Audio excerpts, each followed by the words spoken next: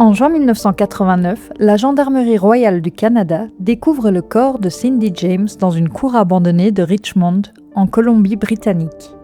Elle est ligotée, les mains et les pieds attachés dans son dos avec des bas nylon noirs. Le tissu a creusé la chair. Un troisième bas forme un nœud coulant serré autour de son cou.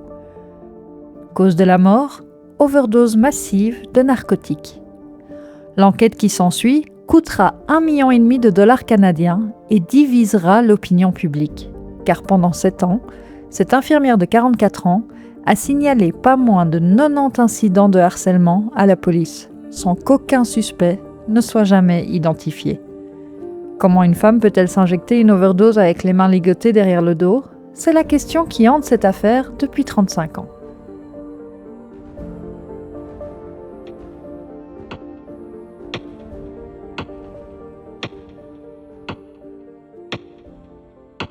Je suis l'inspecteur Stan Howe de la Gendarmerie royale du Canada. J'ai dirigé l'enquête sur la mort de Cindy et en 25 ans de carrière, je n'avais jamais vu une affaire aussi déconcertante. Le 8 juin 89, nous recevons un appel. Un propriétaire a découvert un corps dans la cour de sa maison inoccupée. Quand j'arrive sur les lieux, la scène me frappe immédiatement. Cindy gît face contre terre. Ses mains sont attachées derrière son dos avec un bas de nylon. Ses pieds également. Un troisième bas forme un nœud coulant autour de son cou. Elle porte encore son uniforme d'infirmière. L'autopsie révèle une concentration massive de morphine, de diazépam et de flurazépam dans son sang, suffisamment pour tuer un cheval. Ma première question est alors, mais comment s'est-elle injecté ces drogues avec les mains attachées ? Le légiste ne peut pas répondre. Moi non plus. C'est là que je découvre l'histoire des 7 dernières années de sa vie et que mon enquête devient l'une des plus coûteuses de l'histoire de la GRC, donc la Gendarmerie royale canadienne. Le dossier de Cindy remplit 3 classeurs. Entre 1982 et 1989, elle a contacté la police 90 fois.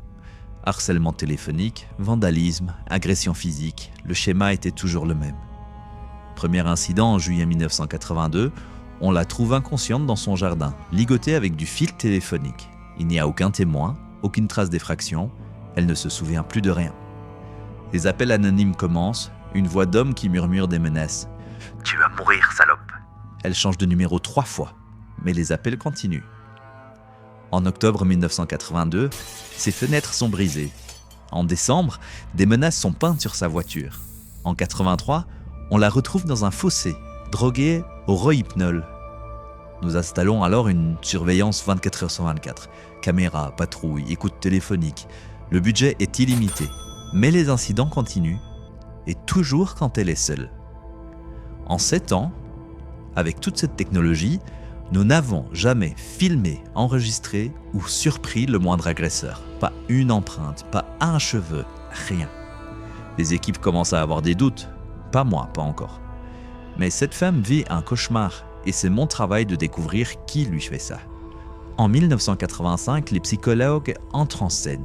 Ils parlent de syndrome de Munchausen, un trouble psychologique où les sujets simulent ou provoquent volontairement des symptômes physiques ou psychiques sur eux-mêmes. Leur objectif est généralement d'attirer l'attention des médecins et souvent de subir une opération inutilement. Ces faux malades rapportent des signes imaginaires pour persuader le corps médical d'une affection.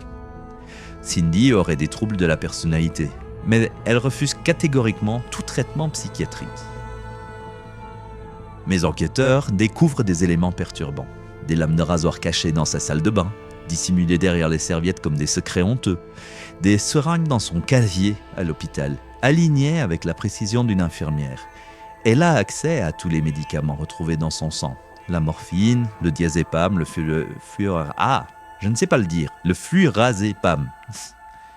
L'analyse graphologique des lettres de menace révèle des similitudes troublantes avec son écriture à elle. Cindy explique que son harceleur l'a forcée à écrire pour imiter son style. Nous interrogeons son ex-mari, Roy Makepeace. Il nous parle de comportements étranges pendant leur mariage. Il est psychiatre, il a vu des signes. Il y a des blessures inexpliquées, des accidents suspects.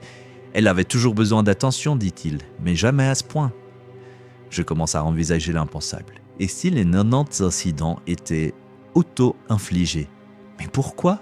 Et comment expliquer sa mort? Nous avons fait appel à un expert en nœuds. Un ancien militaire, je ne savais même pas que ça existait. Sa mission, déterminer si Cindy pouvait se ligoter elle-même de cette façon. Et résultat, c'est possible. Difficile, mais possible. Il nous en a fait la démonstration. Même avec les mains attachées, une personne peut s'injecter une seringue pré-remplie en la tenant entre ses dents.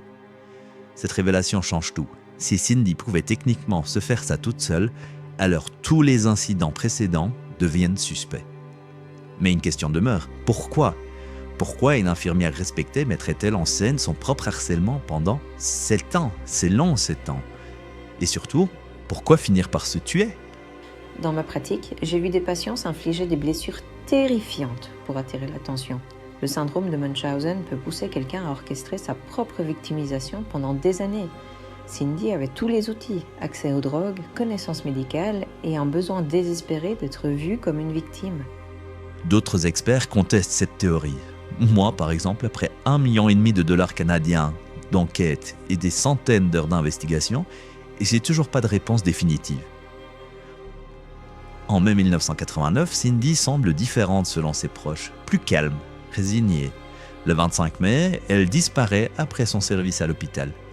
Sa voiture est retrouvée dans un parking, portière ouverte, sac sur le siège, comme si elle était partie précipitamment, ou comme si elle voulait qu'on pense qu'elle était partie précipitamment.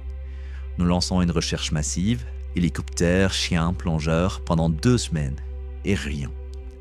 Puis le 8 juin, la découverte macabre. Cindy James, ligotée dans cette cour abandonnée. L'autopsie révèle qu'elle est morte 5 à 7 jours plus tôt, probablement le jour même de sa disparition. Le lieu n'a aucun lien avec elle, aucun témoin ne l'a vue dans le quartier. Comment est-elle arrivée là? Pourquoi là? Ces questions restent sans réponse. L'enquête du coroner commence en novembre 89. 36 témoins, 15 jours d'audience, tous les éléments de l'enquête sont présentés. D'un côté, ceux qui croient que Cindy était victime d'un harceleur génial qui nous a tous bernés. De l'autre, ceux qui pensent qu'elle orchestrait tout et que le dernier incident a juste mal tourné. Le jury délibère pendant des jours. Mais leur verdict me surprend. Le décès est intervenu par événement inconnu. Ni suicide, ni meurtre, ni accident. Inconnu, c'est extrêmement rare. Le jury n'a pas pu déterminer ce qui s'était passé. Après 1,5 million de dollars canadiens, après l'une des enquêtes les plus poussées de l'histoire canadienne, nous n'avons pas de réponse. Aujourd'hui, 35 ans plus tard, l'affaire de Cindy divise encore. Était-elle une victime ou l'architecte de son propre calvaire? J'ai interrogé des centaines de témoins, analysé des milliers de preuves. Ma conclusion? J'en sais rien, je sais pas. Et c'est précisément ce qui rend cette affaire si intrigante. Peut-être que le vrai mystère n'est pas comment Cindy est morte, mais pourquoi. Pendant 7 ans, personne n'a jamais réussi à la croire complètement, ni à la sauver d'ailleurs.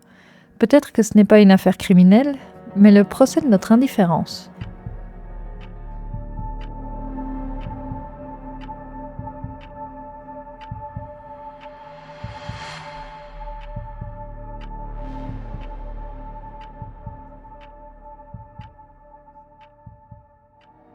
Cindy James n'était pas qu'une énigme policière.